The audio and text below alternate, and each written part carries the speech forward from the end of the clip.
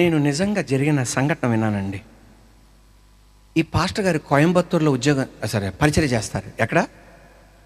కోయంబత్తూరు. ఆయనకి దేవుడు ఒక ప్రత్యేకమైన, ఇది అందరు పాస్టర్లు చేయలేరు, అది దేవుడు అతనికి ఇచ్చిన ఒక ప్రత్యేకమైన దర్శనం. కోయంబత్తూరులో ఆయన పరిచర్య చేస్తూ శుక్రు, శని, ఆదివారం చర్చిలో ఉంటాడు. సోమ, మంగళ, బుధవారం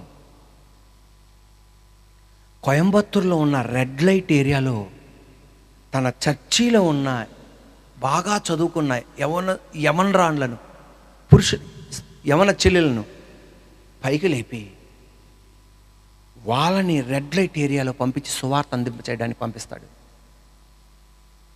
ఆ రెడ్ లైట్ ఏరియా ఎలాంటి రెడ్ లైట్ ఏరియా అంటే, దయచేసి పెద్ద వయసులో ఉన్న వాళ్ళకి తెలవకపోతే, పురుషులు స్త్రీల దగ్గరికి వెళ్ళి డబ్బిచ్చి వాళ్ళు డబ్బు తీసుకుంటారు, వీళ్ళు శరీర సంతోషం, నిమిషాల శరీర సంతోషం అనుభవించి వెళ్తారు.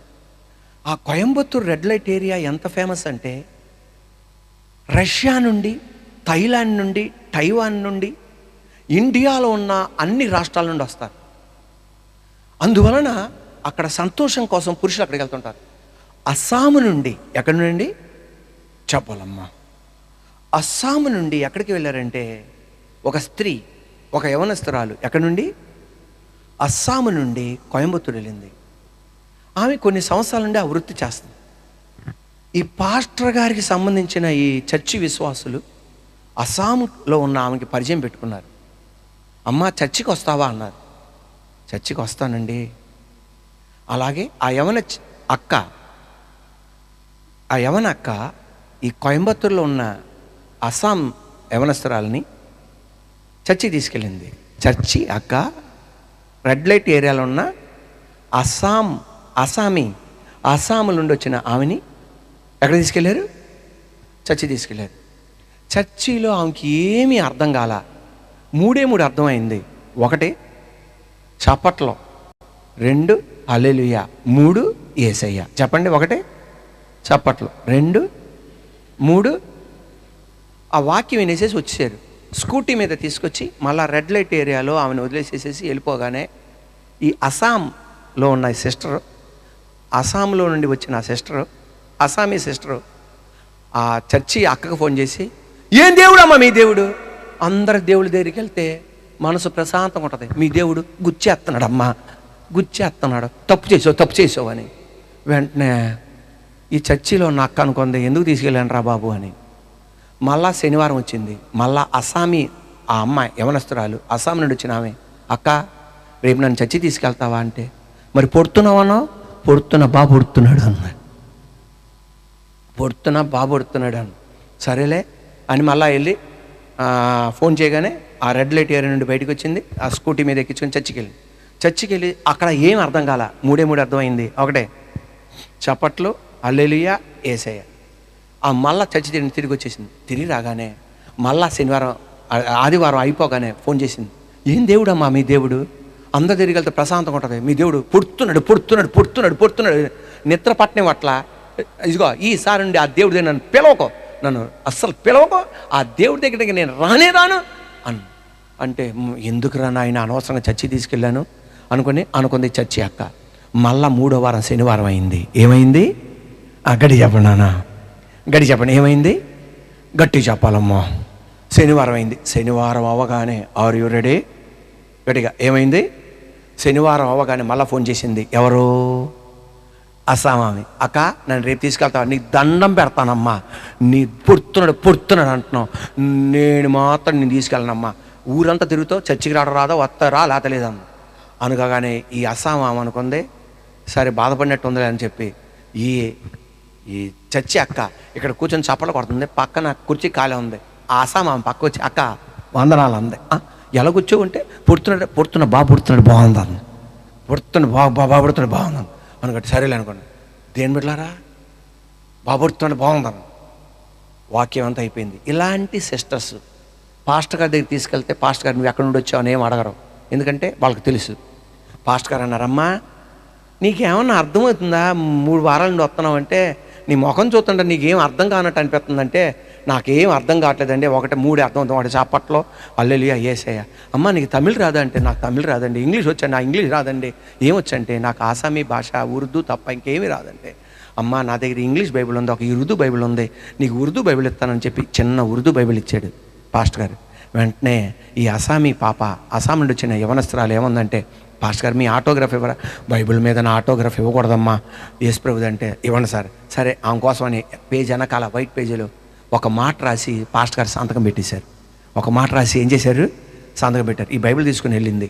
అక్కడ వెళ్ళి ఆదివారం రాత్రి బైబిల్ తీసింది. అక్కడ ఒక మాట పాస్టర్ గారు రాశారు, జీసస్ లవ్స్ యూ. యేసు నిన్ను ప్రేమిస్తున్నాడు,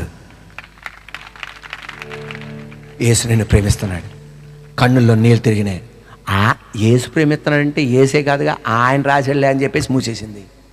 మళ్ళా కొన్ని అరగంట తర్వాత మళ్ళా తెరిచింది.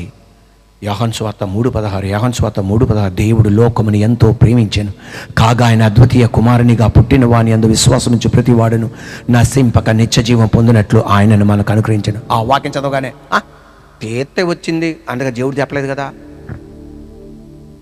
తీర్తే వచ్చింది దేవుడు చెప్పలేదు కదా అనుకుని వదిలేసేసింది. మరలా అరగంట లేచింది. నిజంగా నువ్వు నన్ను ప్రేమిస్తున్నావు అని, నిజంగా నువ్వు నన్ను ప్రేమిస్తున్నావు అనేది వాస్తవమైతే నేను గదిని మూసేస్తాను, కిటికీలు మూసేస్తాను. నీవు నాకు ప్రత్యక్షమై స్వరంతో నాకు చెప్పాలి నేను నిన్ను ప్రేమిస్తున్నానని. Very good. యేసుకి మహిమ కలుగును గాక. తలుపులు మూసేసింది, కిటికీలు మూసేసింది.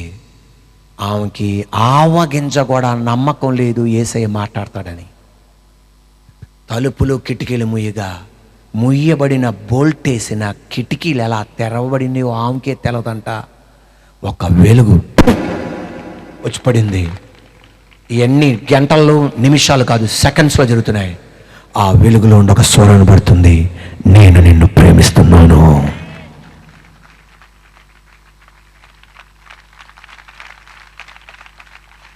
ఆమె చెప్తున్న సాక్ష్యం, ఆ పాస్టర్ గారు చెప్తున్న సాక్ష్యం, ఇలా దొర్లుకుంటూ ఎక్కడ దాకొచ్చింది, దొర్లుకుంటూ ఆ గది దాకొచ్చి అటు ఇటు దొర్లుతుంది. లేచింది, అక్కకు ఫోన్ చేసింది.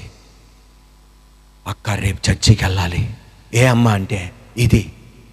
పాస్టర్ గారికి వెళ్ళగానే ఫస్ట్ పాస్టర్ గారు అన్నమాట, నేను బాప్టిజం తీసుకుంటా. బాప్టిజం అంటే ఏంటమ్మా, నీకేమన్నా తెలుసా అంటే, బాప్టిజం తీసుకుంటా.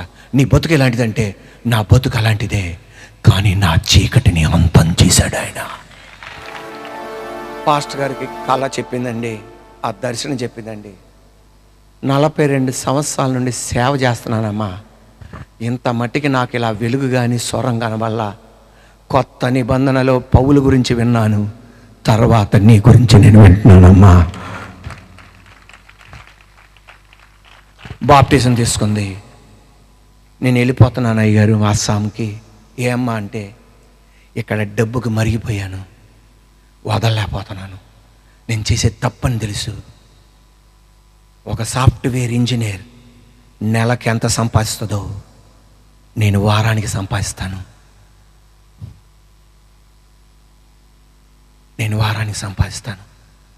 నేను దీన్ని వదలలేకపోతున్నాను, నేను వెళ్ళిపోతా. నేను ఇంటికి వెళ్తే మా అమ్మ ఒప్పుకోదు, మా నాన్న ఒప్పుకోరు, మా అన్నయ్య నా మీద ఆధారపడుతున్నాడు, మా అమ్మ నాన్న నా మీద ఆధారపడుతున్నారు, నా చెల్లి నా మీద ఆధారపడుతుంది. నేను వెళ్తున్నాను అయ్యారు. 2 ట్రైన్లు మారి వెళ్ళాలి. నేను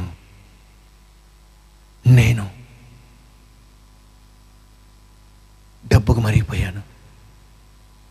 ఈ డబ్బు మరిగిపోయాను కనుక దీన్ని నేను వదిలిపెట్టలేను. మా రాష్ట్రానికి వెళ్తే మాకు తెలిసిన వాళ్ళు ఉంటారని ఈ వృత్తికి వెళ్ళను. ఇక్కడ ఎవరు కూడా నాకు తెలియదు కనుక విచ్చలవిడిగా నేను చేస్తున్నాను. అక్కడైతే ఎవరు ఉండరు. Are you ready? ఆమె చెప్తున్న మాట, నేను మనుషులకు భయపడతానని వెళ్ళిపోయిందండి. అక్కడికి వెళ్ళడం ఆలస్యం. అమ్మ నాన్న అన్న మాట ఏంటి తెలుసా? ఎవడు పోషిస్తాడని ఎక్కడికి వచ్చావు, వెళ్ళిపో. ఆమె చెప్తున్న మాట, ఆ పాస్టర్ గారు చెప్తున్న మాట, నేను వ్యభిచారములన్నా ఉండొచ్చు కానీ యేసయ్యను నమ్ముకోకూడదు. యేసయ్యను నమ్ముకుంటే మొక్కలు చేసేస్తారు నన్ను. యేసయ్యను నమ్ముకున్నామని చెప్పలా.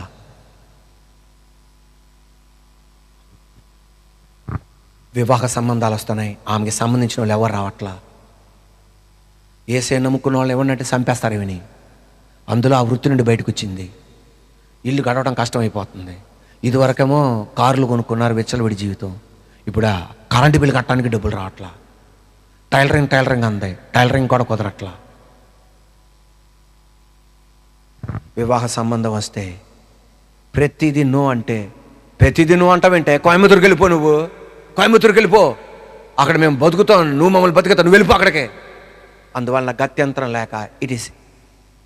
లేక పాస్టర్ గారికి ఫోన్ చేసింది. రేపు ఒక సంబంధం వస్తుంది అయ్యగారు, ఆమె యేసుప్రభువుని నమ్ముకున్నాడు కాదు, అయినా నేను వివాహం చేసుకోవాల్సిందే, లేకపోతే నాకు కుదరదు ఇది. పాస్టర్ గారు ఆమెని చేసుకోమనో చేసుకోవద్దు అని అనలా, ఎందుకంటే ఆమె పరిస్థితి అలాంటిది. ఫోన్లో ఒక ప్రాణం చేశారు. యేసయ్యా, ఆమె చీకటికి ఒక అంతం తీసుకొచ్చిన దేవా, ఆమె బతుకులో నువ్వు కార్యం చేయగల దేవుడివి. నేనేం చేయాలో నాకేమి తెలియదు, కానీ నీ వైపు నేను తిరుగుతున్నానయ్యా. ఇంకొక మంచి కుటుంబ జీవితం చేయను ఆయన ప్రార్థన చేసి ముగించాడు. పెళ్ళి వాళ్ళ కార్యక్రమాలు ఘనంగా జరిగింది. ఇది ఒక్కరోజు తర్వాత జరిగిందో, ఒక వారం తర్వాత జరిగిందో, నెల తర్వాత జరిగిందో నాకు తెలియదు. ఒకరోజు భర్త బెడ్రూమ్లో ఆమె చేతులు గట్టిగా పట్టుకున్నాడు, నులిపేస్తున్నాడు. ఏంటండి అంటే, నేను ఒక విషయం చెప్తాను, మా అమ్మ అంది, ఆ భార్యని ఏడిపించకూడదు, అందులో కొత్తగా మనకు వివాహం అయింది, నిన్ను ఏడిపించకూడదు, మా అమ్మ కోరిక భార్యని ఏడిపించకూడదని.